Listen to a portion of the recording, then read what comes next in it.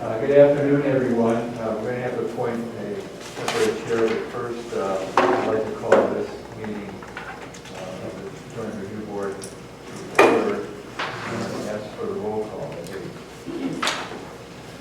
Representatives, please state your name for the record when I call the taxing district you represent. City of DeKalb. Bill Nicholas. DeKalb, School District 428. Cindy Carpenter. DeKalb County. Gary Hampton. DeKalb Park District. Amy Dahl. DeKalb Township. Lisa King. Kishwaukee College. Bob Johnson. Kishwaukee Water Reclamation District. Mark Addington. DeKalb Public Library. Emily Faulkner. DeKalb Township Road and Bridge District. DeKalb County Forest Preserve. 8 present. Thank you. Welcome everybody who's zooming in. All right. Do I have a motion to nominate someone as temporary chair? Yeah, I would move that we appoint Amy Dahl to chair this meeting. All right. Second that. Second. Do we have any discussion? Hearing none, all in favor? Do we need to do a roll call? No, you do a roll call. Technically don't. You don't? Yeah, because you have a physically present. If you're on Zoom, you have to. No, you have a physically present form, so you don't have to. All right, but we'll do a roll call anyway. Yeah, up to you. That would be official. City of DeKalb. Yes. DeKalb School District. Yes. DeKalb County. Yes. DeKalb Park District. Yes. DeKalb Township. Yes. Kishwaukee College. Yes. 6 yes. Okay. Then we'll move on to item C, which is approval of the minutes. Can I get a motion on the minutes of the Joint Review Board meeting on June 26, 2020? Move approval. Second. It's been moved and seconded. Is there any discussion? Okay. And Ruth, will you do a roll call vote? City of DeKalb. Okay. DeKalb School District. Yes. DeKalb County. Yes. DeKalb Park District. Yes. DeKalb Township. Yes. Kishwaukee College. Yes. 6 yes. Okay, then we'll move into public participation. I have one speaker request form from our Charlotte. Where do I go? The podium. Is that visible on Zoom or no? Yeah, we have the camera up there. Okay, very good. So yes, we'll point it that way. Okay, very good. All right, the public has great interest in what is going on with this board as a result of the theft of $11.2 million from the school district by the government of the city of DeKalb. So I do hope that there is greater participation in this meeting and folks pay attention to what's going on here. The fact that these meetings are no longer being televised is problematic. It does give the appearance that this board is operating in the shadows, and the fact that this committee or its members are frightened to confront the city manager and demand access to Zoom on a regular basis is problematic. I'm glad this meeting is being televised on Zoom, but the fact that the public had to contact the state's attorney to complain and insist on Zoom access is inexcusable. These JRB meetings going forward need to have Zoom access, and the public must be allowed to participate via Zoom. I want to address the issues at hand here. The City of DeKalb Municipal Code Section 3704 TIF report states that not less than 10 days in advance of a scheduled meeting of this board, providing financial reporting for preceding quarter, the JRB shall be provided with a copy of the annual report required under the TIF Act. The annual TIF report shall be posted to the city's website not later than the date of posting of the JRB meeting agenda for the meeting in which they are presented. There are 3 things wrong here. The JRB was not provided with the quarterly report 10 days in advance. It was only a handful of days prior to this meeting. When I emailed JRB member Jennifer Johnson, who represents the township, as to whether or not she received the quarterly report 10 or more days prior to this meeting. She said, no. Simple as that. This meeting, it is my understanding that also other members of this JRB did not receive this report. Hence, if you do discuss the agenda item, presentation of second quarter 2020 financials, you're in violation of Chapter 37 of the City Code. Problem number 2, the 2019 annual TIF report is required to be filed annually, but has not been published on the City of DeKalb website. It is on the State of Illinois website. Chapter 37 of City Code says it's supposed to be on the City of DeKalb website. Why is it not posted there? It is also my understanding that none of the members of this committee have received the 2019 TIF report, even though it has been filed with the State of Illinois. Now, the 2018 TIF report filed with the State of Illinois contains a document that makes a false statement. The document is signed by DeKalb Mayor Jerry Smith. The document dated July 8th, 2019 states, this is in reference to the 2018 TIF, the City of DeKalb was in compliance with the Tax Increment Allocation Redevelopment Act. The Ernst & Young report that was conducted uncovered the fiscal shell game that states quite the opposite. The City of DeKalb was not in compliance. The city, in my opinion, filed a false document with the State of Illinois, and this document was previously reviewed by this committee as part of the 2018 TIF report. Also worth noting on the 2018 TIF report is a document signed by City of DeKalb official Bill Nicholas that also states the 2018 TIF report is complete and accurate. The Ernst & Young report says the opposite. I don't know how anyone of good character could sign such a statement. I find that to be somewhat criminal in my mind. Also, I don't believe the 2019 TIF-2 report is complete and accurate. The 2019 Central Business TIF report filed with the state shows that the cost of TIF-3 of $46,666, and this is regarding administration costs.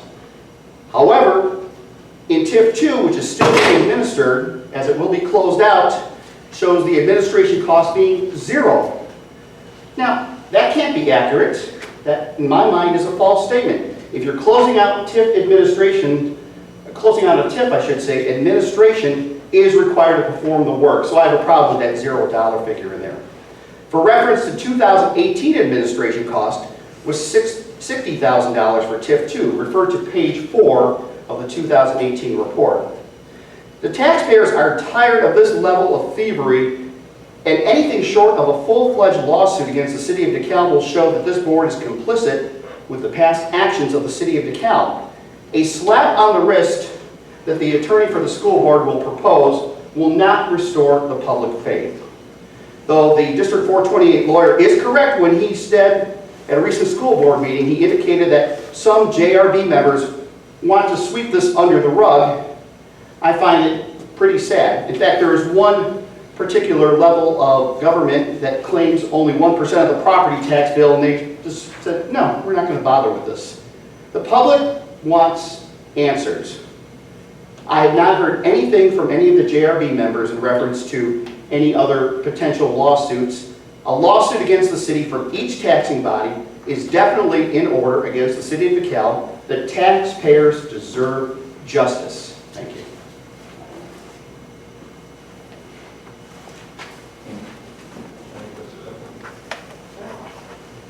Just a couple of things. There are a lot of misstatements there.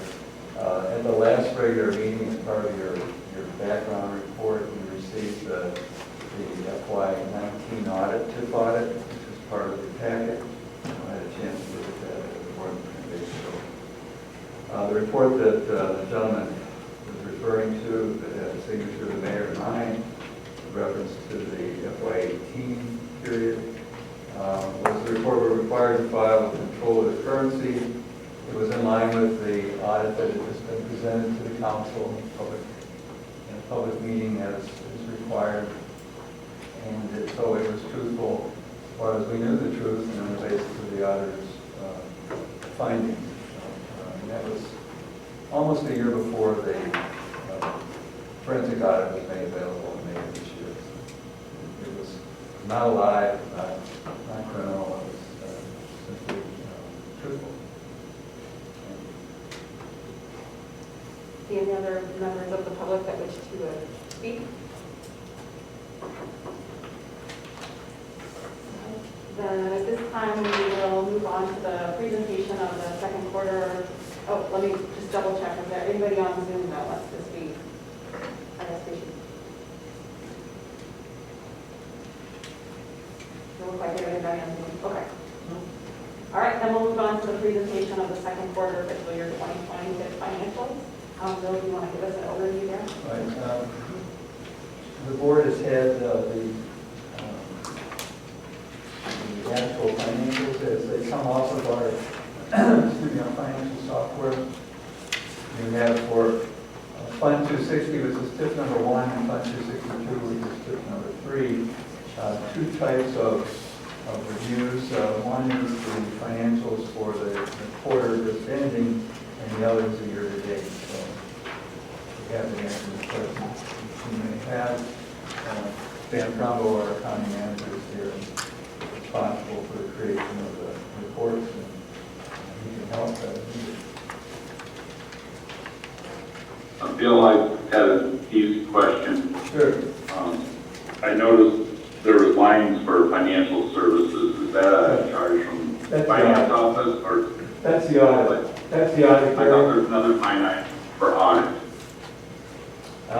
Typically, well, Dan, you can correct me. It is audit. It's the audit.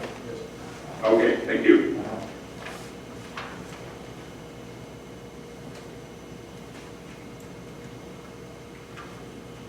Are we going to talk a little about the transfer from tip 1 to 3? Or because I Yeah. see that there's another document here. Okay. Yeah. We can, or I could just address that now, maybe. Okay. Interesting thing when you have one tip, a much smaller tip, sort of growing like, try to be pleasant here, growing like a shadow over the top of a much larger tip, which is what tip 3 was. Tip 3 has about 271 parcels, and tip 1 over 2,000. So the increment that otherwise would have gone to tip 1 had it been on tip 3, goes, that portion of it goes to tip 3. So it was ported. It's the only way we could show it graphically to show that's how that grew into that. Because there's no, even though we know what the base year was, it was actually 2017 and 18 was first year collection and came in 19. It doesn't show up on a general ledger, so come to, that's what it is. Okay. Thank you. So I just had a question. Was there any money from tip 1 to tip 3 as of yet, or will this be the first year? This is the first year. Okay.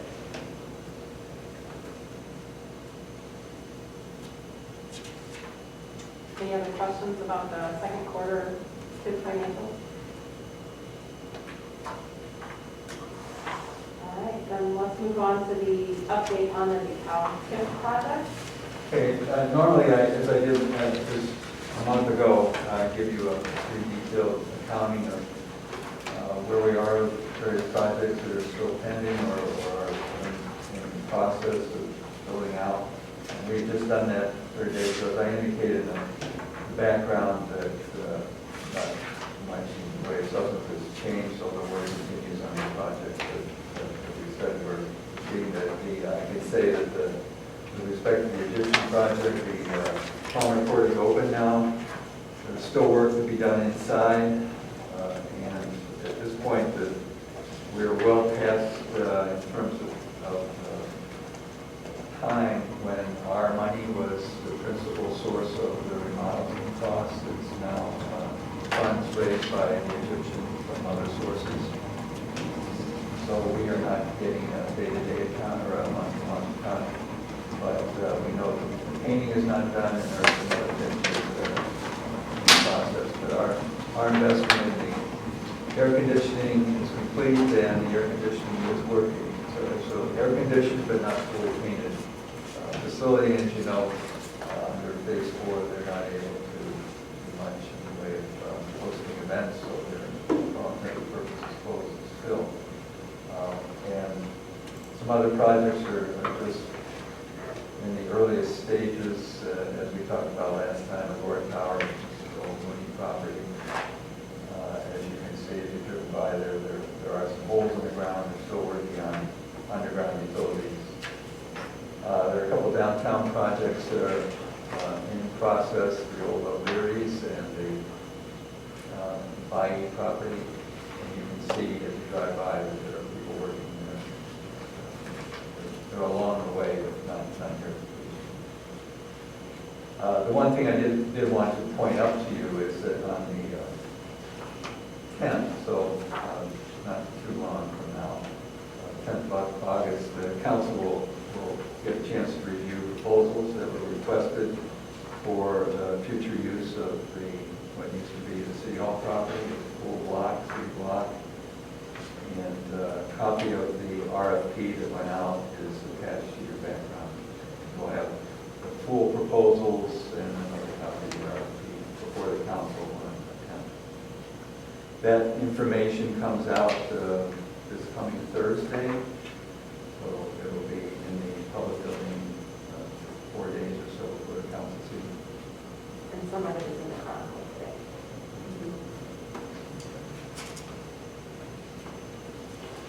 Sorry, It's around. some of this work. There was a story in that, there was a story in the Excuse me. Chronicle today that was. He shouldn't be talking, he's not a member of the JRB, right? No, I can speak. No, you can't. You're not a member of the JRB. You can talk to your representative like No, yourself. that's not the rule of order for our JRB, sir. So anybody can speak? Like if Mark wants to speak again and has a question, No, or have a question, I can ask. You're out of order, but I will answer your question. The JRB, in the interest of involving all the taxing bodies in conversation, because it's of interest to them, about this time last year, as we were working out new arrangements, how we want to be open in conversation. Allowed us how there would be seats at the table, although they would not be able to vote unless by statute they have the authority to vote as JRB members. But the school board is only here. So how, the school board can't have two people? It's only one member. School board can be represented as they wish. Well, we should find out. We're going to move on, and are there any other questions or updates on the DeKalb TIF project that we want to discuss? Any questions? Okay, then we will move on to continuing the discussion of the forensic audit. And I believe we have some information in our packet. Bill, to start that conversation, and I know there are others that I'm sure would like to speak to that as well.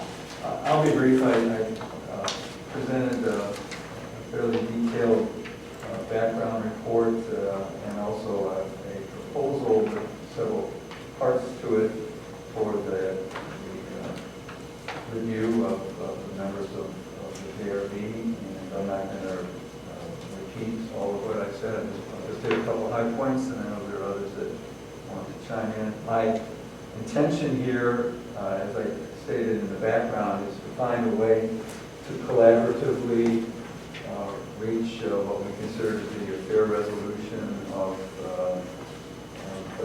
matter that was researched in detail in the forensic audit, a matter of conversation before there was a forensic audit in the fall of 2018, and that was, for one thing, the use of TIF funds to offset administrative costs in the general fund of the city of DeKalb. There are other matters as well that were touched on in the forensic audit, as you know. It concerns me as an administrator and as the city manager in DeKalb now.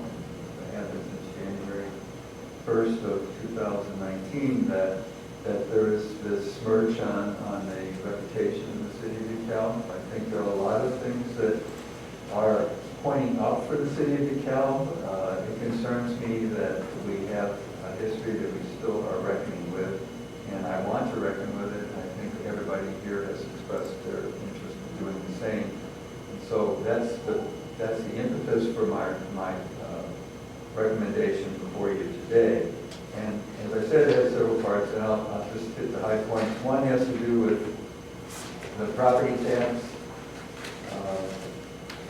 Looking forward, we had made this consensus had been reached at this level, and from the review board, it was later promulgated by the council in the form of a resolution that as TIF 3 comes on, there would not be a property tax sharing as an offset to that. There would be a termination of TIF 1 a year early, and there was considerable discussion over several of the special meetings that were held in early 2019, and then the quarterly meeting in April of 2019, and about the pros and cons of that, and ultimately a consensus was reached that we would terminate TIF 1 1 year early. And I recapitulated that just because we're talking about something that maybe the public has forgotten or maybe had not attended to at the time, even though the meetings were very public. And it also feeds into the proposal which I made, which is looking ahead at TIF 3, how are we going to, if there is to be any compensation to offset the loss of the revenue that might have been surplus to the other tax bodies, what could be done? And I think the members of the JRB know, I think it's any secret that the city of DeKalb does not have a check that they can, or doesn't have a fund they can write a check from for X millions of dollars, or it's a general fund of the TIF fund. So I had proposed an offset which involved the closing down of TIF 3 basically after 2/3 of the life of TIF 3, 7 years early. The numbers that I used to support my suggestion were intended to come very close to the numbers that I thought the forensic audit had suggested might legitimately be used, and we can have a debate about the numbers and so forth that might legitimately be used in calculating this proposal line. So it came about 7 years, maybe it's 8 years, maybe it's 6. I threw this out. I did put at your desk just an easier to read version of what was in your packet. Thought the 11 by 18 would be easier. I'm sorry I couldn't show that, but maybe those of you who have a copy of this are able to print it out on a printer that's got 11 by 17. Okay, so that was something that was new, and I thank Gary Hansen and his staff for working with me on at least creating the numbers, whatever we decided to do there. And then there's another matter, and that was the sales tax increment, a more torturous, I think, history to get your arms and mind around.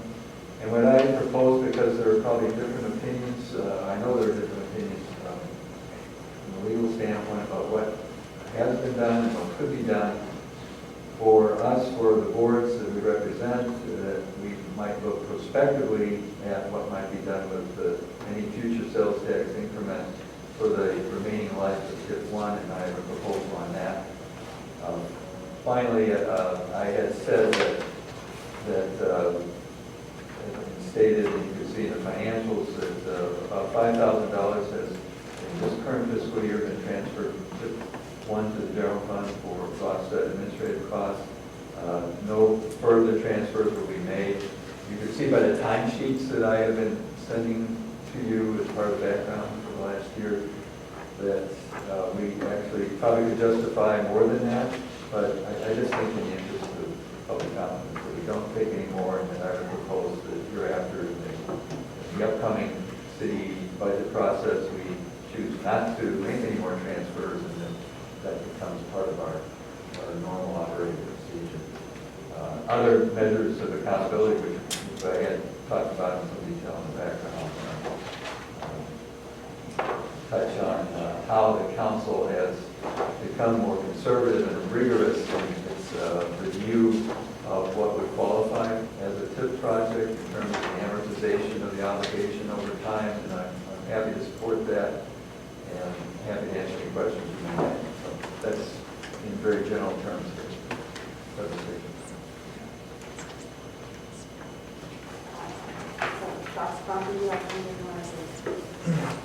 Yes, it's my turn.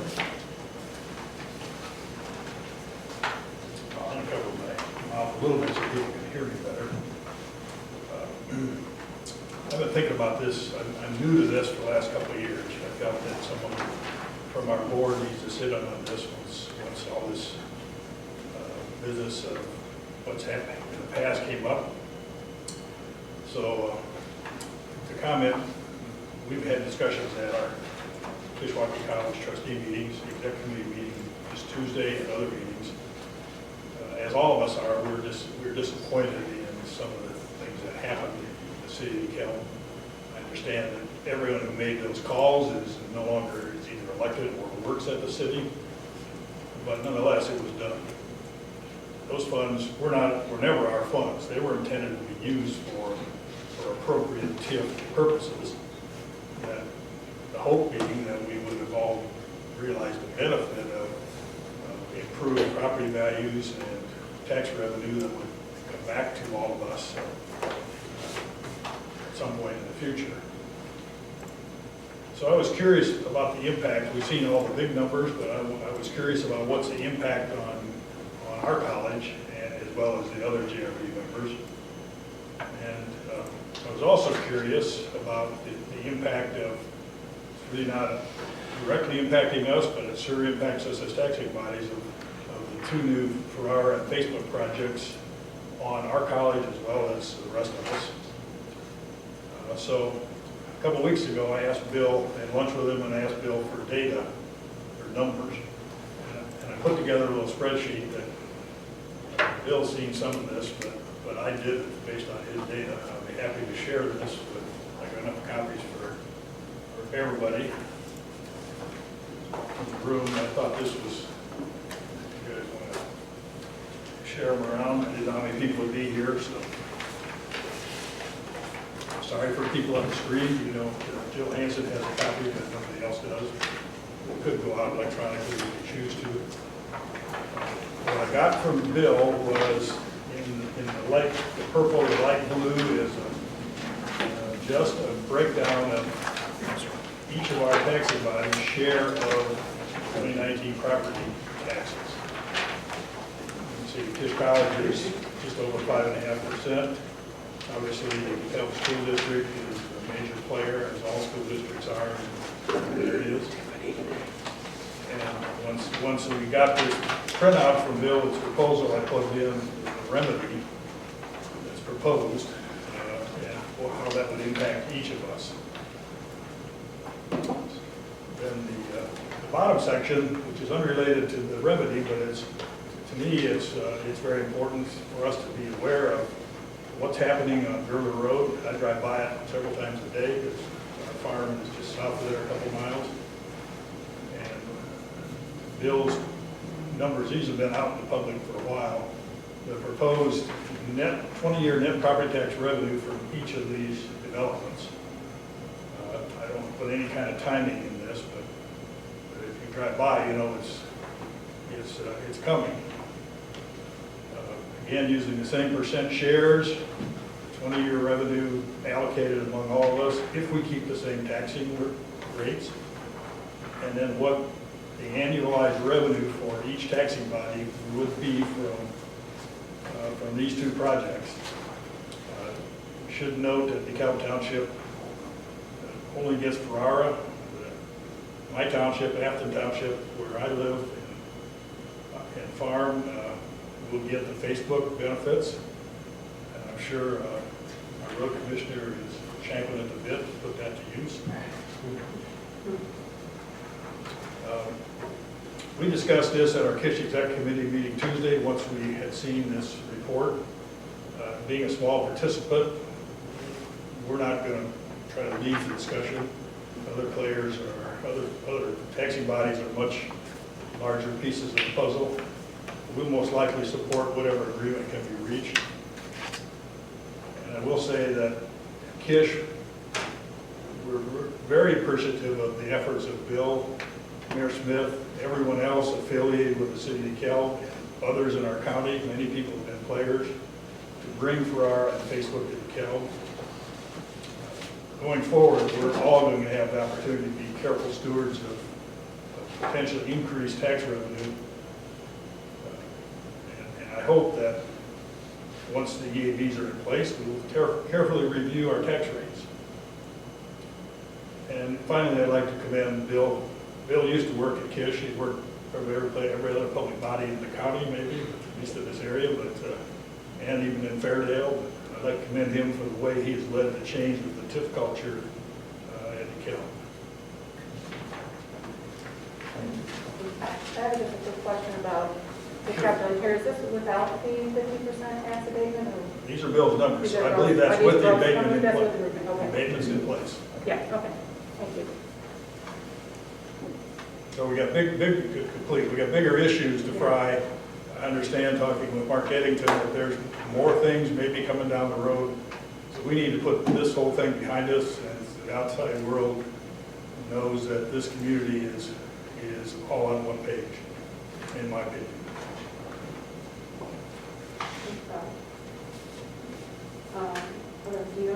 If I can make a statement, I'm just going to pull this down so you can hear me better. And thank you for letting me speak. I agree with everything Bob said. Bob, you're absolutely 100% accurate, which is the TIF was necessary for the benefit of increasing EAV and helping the area within the TIF, or by law distributed by surplus. We have a surplus distribution here, which is, shows that there weren't a lot of other projects that we could have utilized those dollars for, and they likely would have been available for taxing districts. I also agree that we have to move forward. Bill's been very much a good team player to us. The city has been now. I mean, it was very difficult early on. We weren't getting information.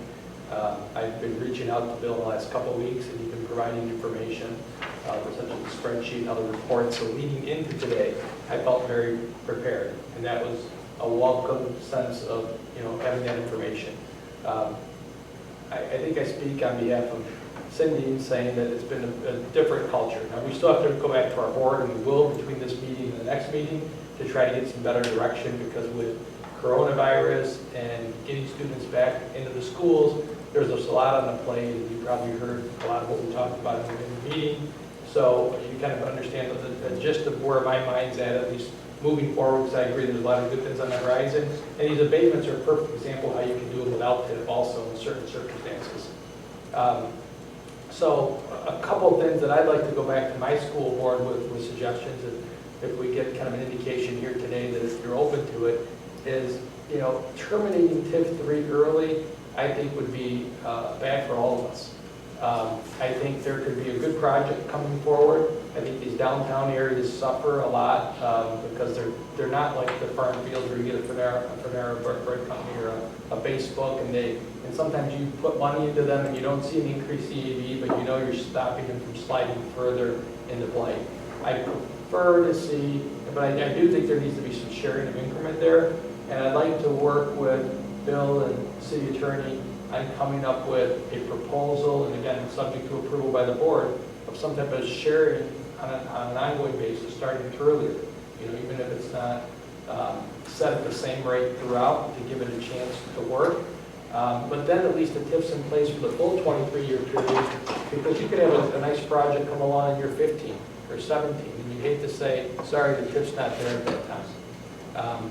I think to help that along, and looking at the projections, there's some dollar amounts here anticipated for the end of the life TIF of $472,000 in order to try to get this agreement in place. And I think there's some real issues with regard to end-of-life surplus. You may have heard me say this in prior meetings a couple years ago, if you remember, because of the sales tax surplus agreement.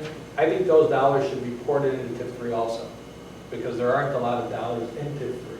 So why not port those dollars into TIF 3?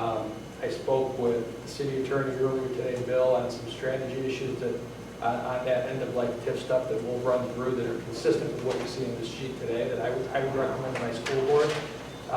I think the biggest issue has been trust. What happened, people have a real hard feeling about what happened.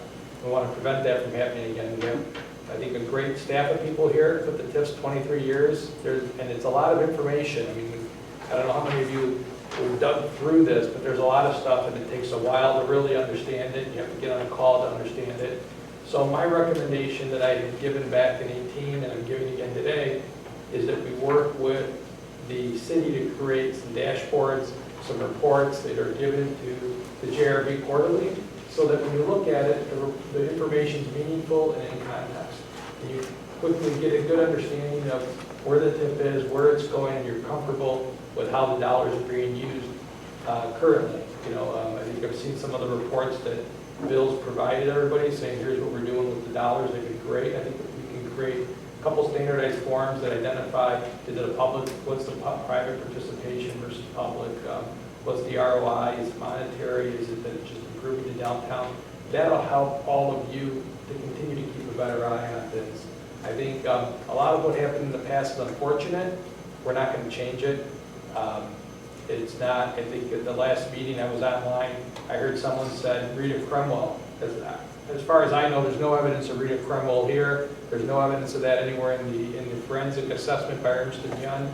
This is just dollars from one taxing district to another taxing district. And although I understand we don't have the same constituent base, that is in essence what we're dealing with here.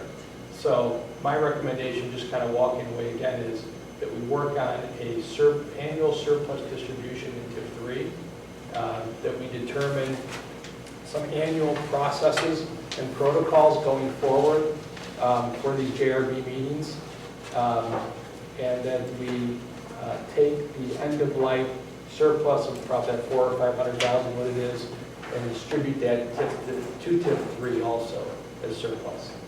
Cindy, do you think I missed anything, or is that? No, that's the spirit of, what we talked about with our board and trying to just really work collaboratively to take care of things and move forward. Because there's a lot of history, obviously, and we're at that time. Can I ask a question? Well, I just have a question or a comment to the other community members. One of the things you talked about, and as far as surplusing, I think those are questions better addressed by city staff and kind of some analysis here. But you talked about transparency and action by the JRB are subject to approval of the JRB. And I guess I would like to throw it out to the JRB for a little bit of feedback or conversation. You talk about having reports that the JRB can more easily analyze and protocols for meetings. I think our JRB has already kind of exceeded the scope of what the TIF law exceeded the scope. I don't mean to say that we're doing something illegal, but we're now meeting 4 times a year and to discuss TIF and TIF projects and whether the surplus or not surplus. And I'm wondering if this is the right role or the right format for these transparency measures that you're talking about. For example, what you're talking about now is that the school district hasn't had time to fully address these things because they're busy trying to get their kids back in school. That's their job. The park district, we're trying to collaborate with the school district to try to figure out how we can all partner together to take care of these kids when they're not in school. But instead, we're here, and the TIF and the JRB, is this the scope for doing that? Or is it better handled in some other mechanism that comes from the city and the mayor and the council saying, we're going to have a task force or a group that's appointed that's under the city that does those transparency things, or does it come from the JRB? May I? Yes. Just to address what you just asked, and then just comment on Gino's comments. First, I have no reluctance in working with any members of the JRB or anyone else who has a good idea about how to summarize the performance of TIP projects as they are entitled and then as they ensue. And then with a graph at the end that shows whether we did or did not meet the goals that were expected. And that might be 23 years of reports, or it might be 10 years of reports, or it might be 2 years or 0. But if there's a nice format that has a little bit of narrative so the reader can understand what this was all about, why you come forward in the first place, and then a nice little table or something that shows progress, I'm happy with that. And you're good at that too. So I'm open to your suggestions or anybody's. But that is not a very involved thing, but it is very transparent and invites public review and comment. I'm fine with that. And I think that's something between now and the next quarterly meeting, we can come up with a pretty good prototype and we can comment on it. I'm absolutely fine with that. that may not address your question, but for the record of this one. I want to agree with Gino. As I stated, maybe just in passing in my background, I'm not wild about taking the last 7 years of TIF 3 out, because that is always in any TIF, unless you're not pursuing TIF the way it's supposed to be. You're supposed to be accruing more increment, more value, and that is probably the sweet spot of the TIF those last years, the last third. So Gino has suggested and gave me the opportunity to hear the presentation earlier today. I am in principle in support of that. I think we have to work out the numbers. It's always in the details, but I think we have a little bit of time here, a couple months before we meet again. Let's come up with something and make a presentation to you that addresses a number, and the number may be debatable too, but it comes up with something that will provide a surplus, just as, in effect, the termination of TIF 3 7 or 8 years earlier would do. The only thing we have to be careful of, and Gino and I talked about this morning, I know we agree, is we want to make sure that however we graduate that surplus, and it can be a rising graduation, because you should, as we just discussed, be making more as time goes along, that we don't have such a small development fund to work with in the course of the year that we don't really advance some of these private property rehab projects. So if we can do 2 or 3, from the beginning we knew that TIF 3 without surplus was going to average over 23 years about 500,000. This year it will be just under 300,000. Conservatively projecting it might be as high as 700,000 a year in terms of the increment in 22 years. You average it out, it's a little over 500,000. So what is that? Based on some of our most recent projects, it's about 3 projects a year, 3 to 4, and it depends. And you want to have a little something for that thing that comes in that you never dreamed of, and bang, here it is. So how do we manage that? I think we just have to have that in mind as we're going forward. We certainly have the talent to manage that. And if I could just respond to that a little bit, is you know, we meet annually by statute, so we do have to meet by statute annually. So when we meet, we have to have a meaningful meeting, and obviously the data hasn't been meaningful in the past because you've been here, others have been here, and what happened under, you know, all those reports. So the reports weren't meaningful.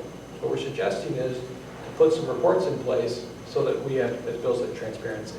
And I don't think anybody should object to better transparency. Not that we're making decisions for them, but I think we're having transparent discussions, and we can at least voice an objection if we want to. It doesn't mean that we're calling the shots, because we're not. We're just having better transparency. As for TIF 3, I agree. It looks like small EAB, but the benefit is, don't forget, we're funneling $7 million into TIF 3 from TIF 1. So we're getting $7 million of benefit.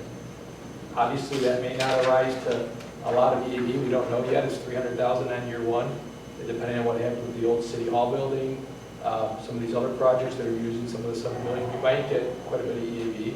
But one of the projects identified in here looks to be Route 38. And, you know, from my perspective, that seems to be a very good project with a good purpose because of that area, and Bill's probably explained before what that project means. If he has it, he can. I read it, and we'll spare you some time today on that. But it sounds like a good use. That's a perfect example of you're not going to get great ROI on EAB, but you're going to get great ROI by helping those businesses, because now they have some seating area outdoors. You're going to be able to keep those businesses in buildings as opposed to being vacant more often, and hopefully they'll invest more in those buildings. So I think that we should be happy with here is we got $7 million to funnel into a TIF. A lot of TIFs to start with nothing will start with $100,000, $200,000 a year for a good 10 or 12 years. They never get ramped up quick enough. So that's the other half of Gino's proposal, which is we still terminate TIF, correct me if I'm wrong, TIF 1 a year early, and then you bundle or you port the surplus that otherwise was going to be surplus out that into, and then we do the. So what we owe is a revised proposal, and that's something we should take time to do well and to collaborate on. And by the time we bring it back, we all will have some opportunity to look at it, view it. I just want to comment too, maybe on your comments related to, you know, the JRB isn't our job. I mean, and it's something we're on because you're not fixing the city job.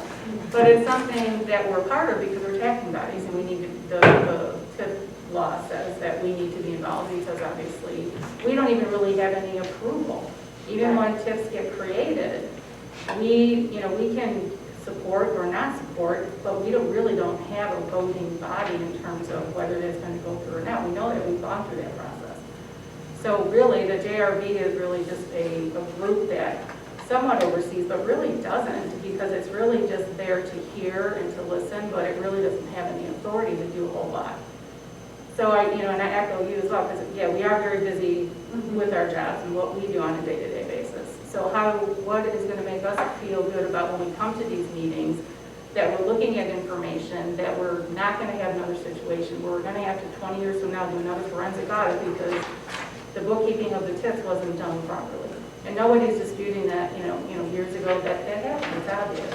So how do we move forward and feel comfortable that we are getting reports that isn't a 100-page document that is the one that you have to send off to the state that nobody can really interpret.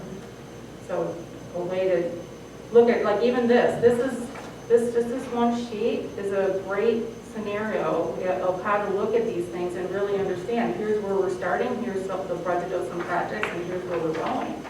I mean, just this one page tells a heck of a lot than that 200-page report in our eyes, because we can't analyze it to that extent. We're not TIF experts. We admit that.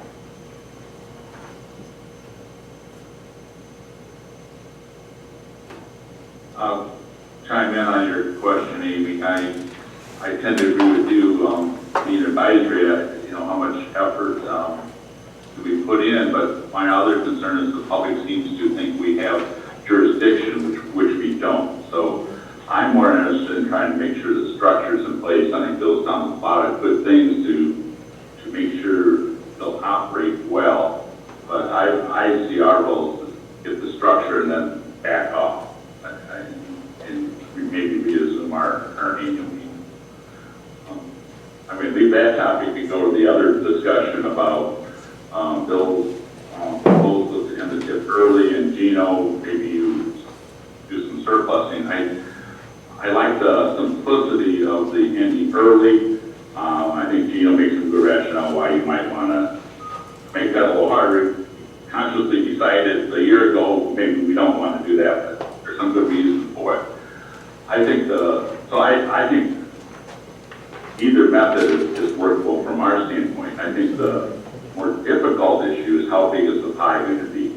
I think Bill has proposed a small pie. I'm probably more in the big pie. And maybe there's something. We're going to start somewhere. Yeah, you do. But there are a lot of other dollars out there than this 4.5 billion. I would be north of that, but I think also in the spirit of operation we can get there. But I just think that's an issue for our board, is how big is the pie. Thank you. And can I make another comment? I mean, just in terms of what we're looking at, because I just started here in the district when the central TIF was extended. And I'll be honest with you, the language in that intergovernmental agreement, you can read it about 300 times and someone will interpret it 300 different ways. So, and calculate it differently in terms of how the surplus gets calculated. I know that's been a contention as well. So as we're going through this, it needs to be simple and interpreted correctly with some pretty clear understanding as how the calculation is going to occur. And I know things got very complicated because of the sales tax issue as well. So I would support something that we can follow. And someone can pick up 10 years later and understand it as well. Gino's the only person on the planet, I think, who can do that sales tax calculation without getting a migraine. So. Yeah, that's Maybe you ought to explain it to all. No, then you'll get a migraine. yeah. I think and then you probably heard during the school board meeting, that was the biggest issue that I got questioned on is how can we make sure this doesn't happen again? Yeah. And I think getting that type of transparency in the reports, make sure we understand it's clear, that's how we respond to that. Well, Madam Chair, I have a proposal, if it's agreeable to there be, that we we've been speaking, Bob started out with some comments, and Gino and Amy and Gary and others. We pull this together, we have a meeting scheduled in October. That gives us enough time, I think, to gin up not only maybe more, a proposal we've all worked on, frankly, and then a chance for us to refine it, including some exhibits that show such things as the possible reporting format that we're going to have and so forth. Would that be agreeable?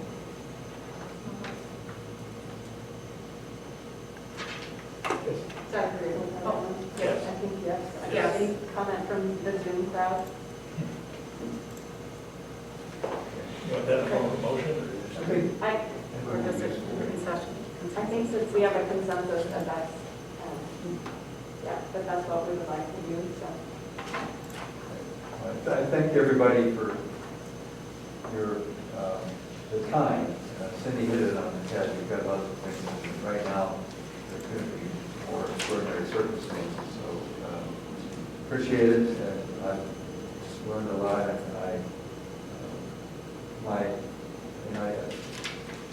tip of the hat to Gary Hansen, who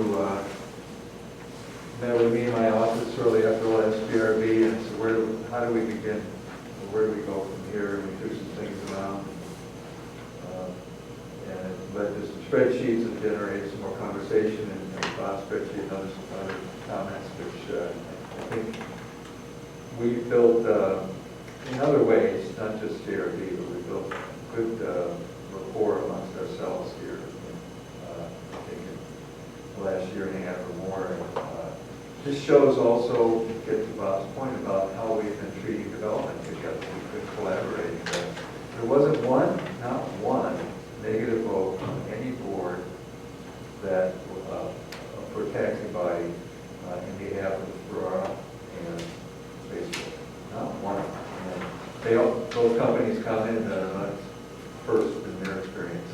So somebody just vote no, or maybe had a principal position, but we talked it through, and I appreciate that. So I think in the same spirit, we need to clean this up and then memorialize it in such a way that others who are going to come in after us, I think we're all going to be here in 20 years, are going to know where we are and why we got here.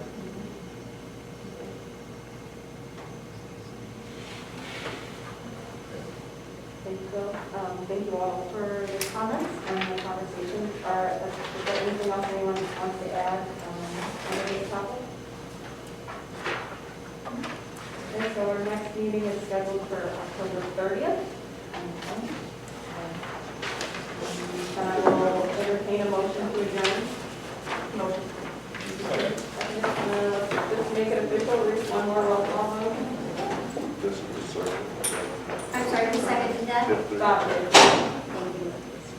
City of Cal, Yes. Cal School District, Yes. Cal County, Yes. Cal Park District, Yes. Cal Township, Yes. Kishwaukee College, Yes.